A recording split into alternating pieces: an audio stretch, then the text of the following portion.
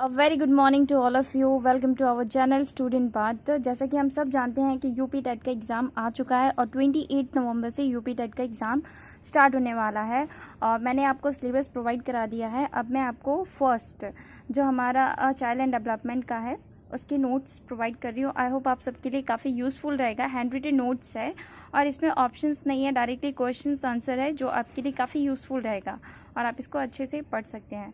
तो चलिए स्टार्ट करते हैं। तो बालक का विकास प्रारंभ होता है, गर्भ व्यवस्था से बालक का विकास प्रारंभ होता है। नेक्स्ट है बालक विकास का अर्थ है बालक का गुणात्मक व परिमाणात्मक परिवर्तन। नेक्स्ट क्वेश्चन है बालक विकास की प्रकृति कैसी मानी जाती है? तो विज्ञानमयी। बालक अध्ययन का पिता कौन है? स्टैनल हॉल।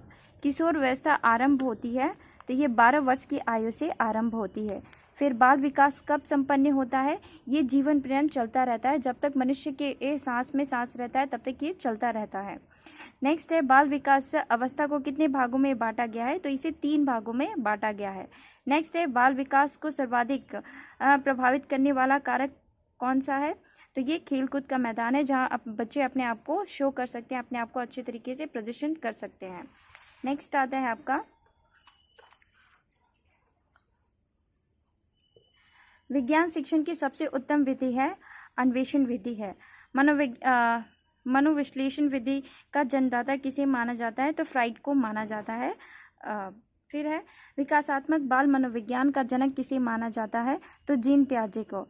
फिर बाल विकास को पहले किस नाम से जाना जाता था? तो बाल मनोविज्ञान के नाम से जाना जाता था। बालक से तर्कीय का आरंभ किस आयु तक होता है? जहाँ पे बालक बहुत सारे क्वेश्चन पूछता है, तर्क करता है, तो ये 7 वर्ष की आयु से आरंभ होता है। फिर खिलौनों की आयु कहा जाता है तो पूर्व बाल व्यवस्था को ये आरंभ होता है 3 से लेकर के 5 साल तक की। फिर नेक्स्ट है बाल मनोविज्ञान के अनुसार शिक्षा के क्षेत्र में मुख्य स्थान है तो बालक का ही होगा, पेरेंट्स या टीचर्स का तो होगा नहीं। फिर शिशुअवस्था में शिशु होता है 0 से लेकर के 5, वैसे 0 से लेकर 5 कहते नहीं है, जन्म से लेकर के 5 वर्ष की आयु होती है, इसमें आत्म केंद्रित होती है।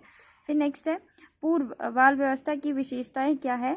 तो ये बाल व्यवस्था की जो होती है वो 3 से लेकर के 5 वर्ष तक की आयु होती है। इसमें बच्चा काफ़ी जिज्ञासा होता है, खिलौनों में रुचि होती है, नवीन प्रविधियाँ होती है। 5 से 12 वर्ष तक की आयु कहलाती है तो 5 से 12 वर्ष तक की आयु बाल व्यवस्था कहलाती है। फिर नेक्स्ट है अन्वेषण विधि का प्रतिपादक किसे माना जाता है?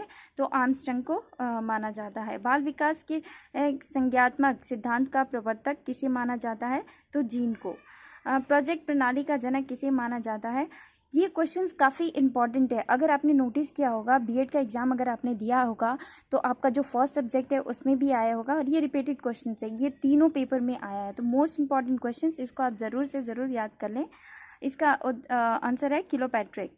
फिर नेक्स्ट है आपका निम्न में से कौन सी पूर्व बाल व्यवस्था की विशेषता नहीं है? तो समूह में रहने की ये अवस्था, प्रश्न करने की अवस्था, ये नहीं है। फिर नेक्स्ट आता है आपका निम्न में से किसकी भूमिका पूर्व बाल व्यवस्था में बालक के संवेगात्मक विकास हेतु सर्वाधिक महत्वपूर्ण है? तो 3 से लेकर के 5 वर्ष तक की आयु होती है, उसमें माता पिता, पेरेंट्स से ही बच्चे जो सीख सकते हैं उसको कहते हैं, क्योंकि फर्स्ट पेरेंट्स हमारे माता पिता ही होते हैं। नेक्स्ट है आपका कॉल व ब्रून ने बाल व्यवस्था को माना है अनोखा काल। फिर आता है बाल व्यवस्था को मिथ्या परिवर्तक का काल किसने कहा है? तो रॉश ने।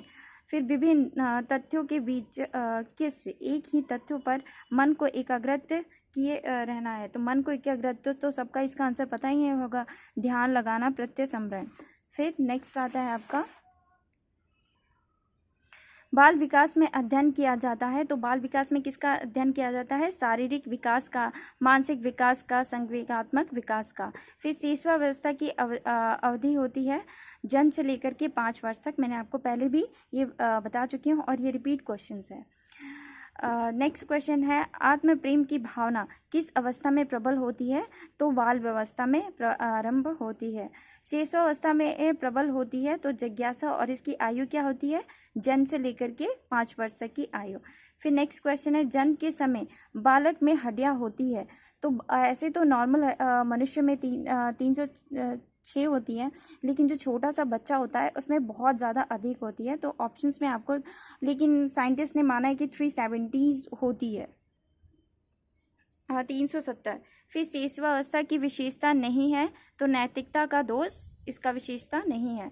किशोर के समुचित विकास के लिए आवश्यकता है सदाचार का शिक्षण, नैतिक शिक्षण, आदर्श शिक्षण।